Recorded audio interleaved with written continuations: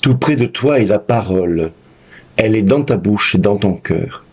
Cette parole, c'est le message de la foi que nous proclamons.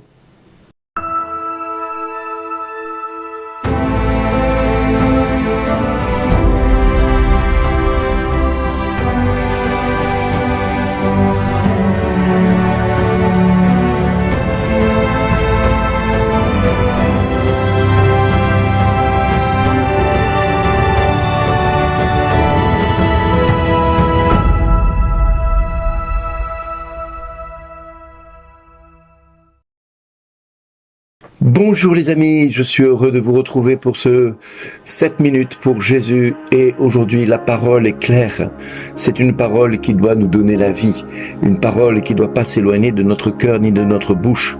Nous devons la proclamer, nous devons la vivre, nous devons l'annoncer au-delà de tout ce que nous pouvons imaginer. Oui, si tu crois dans ton cœur, si que Dieu l'a ressuscité d'entre les morts, alors tu seras sauvé. C'est avec le cœur que l'on doit devenir juste, c'est avec notre cœur que l'on croit et c'est avec la bouche que l'on affirme notre foi. Oui, chaque célébration que nous avons dans l'Église est une démarche de foi que nous proclamons, que nous annonçons pour nous-mêmes, pour ceux qui nous entourent, mais aussi pour le monde païen qui dehors entend notre proclamation de notre foi. En effet, si l'Écriture dit « quiconque met en lui sa foi ne connaîtra pas la honte », eh bien oui, combien de chrétiens aujourd'hui ont honte d'être chrétien. Quand ils affirment être chrétien, c'est avec parcimonie en disant « je suis chrétien mais pas pratiquant ». Comment peut-on être chrétien et non pratiquant? C'est comme être coureur de 110 mètres haies sans avoir jamais sauté une haie. Voilà, eh bien c'est pas possible. Il n'y a pas de foi sans pratique, il n'y a pas de mise en pratique sans exclamation de la foi, sans acclamation de la foi. Oui, nous invoquerons le nom du Seigneur et lui nous sauvera. Que ce soit dans la lettre aux Romains, que ce soit dans l'Évangile, ou que ce soit dans Deutéronome, eh bien nous avons tous les ingrédients pour commencer à nous appuyer et à bâtir notre espérance. L'Église a choisi dans la lettre de Paul aux Romains au chapitre 10 de bien nous montrer que dans notre cœur se trouve la foi. Dans notre cœur se trouve la parole de Dieu. Et la parole affirme un petit peu plus loin que la foi vient de la prédication et la prédication, c'est la parole de Dieu. Et qu'il n'y a pas d'expression de foi sans la prédication et qu'il n'y a pas d'expression de conversion sans qu'il y ait eu prédication. Or, nous le savons, la prédication est une clé essentielle pour que le peuple soit nourri d'une parole qui l'abreuve et qui lui donne de quoi espérer et avancer dans sa vie de tous les jours. Or, malheureusement, bien des prédications sont basées sur de la philosophie, sur de la théologie, mais il n'y a pas derrière un message d'appel à la conversion. Or, c'est ce que Dieu veut que nous fassions. C'est ce que Dieu veut que nous vivions, que nous nous convertissions pour que notre péché soit effacé, que nous, de notre vie, que nous soyons totalement libres de toute chaîne, de tout esclavage. Quiconque invoquera le nom du Seigneur sera sauvé, lui et tous les siens. Alors oui, c'est vrai que Jésus a été le premier à proclamer une parole. Il l'a proclamée pas n'importe où, dans le désert. Parce que dans le désert, le diable a tenté. Le diable a tenté Jésus par la parole de Dieu. Et si le peuple de Dieu ne connaît pas la parole de Dieu, il ne peut pas se défendre contre le diable. Or, Jésus nous montre que lui, alors qu'il était en pleine période de faiblesse, qu'il était fatigué de jeûner depuis 40 jours, le diable est venu le tenter à 3 reprises. Mais Jésus a réussi à lutter contre le diable, non pas en faisant un produit ou une réaction magique, en claquant des doigts et en le faisant fuir. Non, non, non.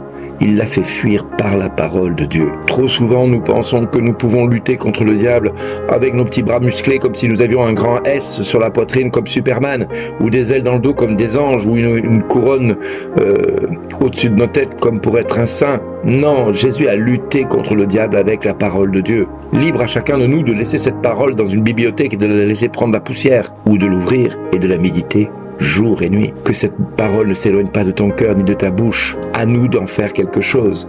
Si Jésus a utilisé la parole de Dieu pour lutter contre le diable et le faire fuir, pourquoi nous estimons pouvoir nous en dispenser? C'est la question que je te pose, mon ami.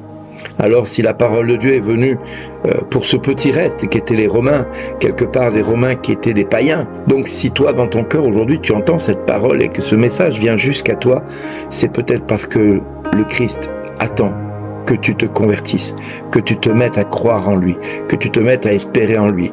Parce que de cette prédication que je donne ce matin, que le Seigneur vienne toucher ton cœur, que le Seigneur vienne manifester son amour, que la paix de Dieu vienne habiter ton cœur et surtout vienne consoler ton âme qui souffre. Parce que de cette souffrance, Dieu va en faire quelque chose de grand. Dans Romains 8, il est écrit « J'estime en effet que les souffrances du temps présent sont sans comparaison avec la gloire qui doit être révélée en nous. » Si les souffrances du temps présent sont sans comparaison avec la gloire qui doit être révélée en nous, pourquoi te dispenser de vivre ce que tu vis avec la parole de Dieu pour lutter contre cette épreuve que tu endures? Mon ami, mon frère, ma sœur, tu ne me connais peut-être pas, tu ne sais pas qui je suis, mais moi je te dis, la parole de Dieu, c'est le cadeau que Dieu nous a fait pour que nous puissions demain lutter contre tout ce qui nous attaque, contre tout ce qui rend notre vie impossible à vivre. Prends cette parole de Dieu, fais-en quelque chose de beau pour toi. Utilise-la contre le démon, parce que le diable ne supporte pas qu'on lui cite la parole de Dieu. Il ne supporte pas qu'on lui mette devant les yeux, parce que c'est avec celle-là que Jésus a lutté contre lui. Et le diable, lui, sait très bien que cette parole rend la liberté, rend la vie, rend la guérison, apporte le salut. À toi maintenant d'en faire ce que tu veux, ce que je viens de te dire. Mais ne viens pas te plaindre si demain ça ne va pas mieux, parce que tu refuses d'ouvrir cette parole. À toi maintenant de savoir ce que tu veux pour ton lendemain. À toi de savoir ce que tu as envie que ta vie devienne. Mon ami, aujourd'hui, c'est ton jour. Prends la parole de Dieu, ouvre-la et lis-la, médite-la.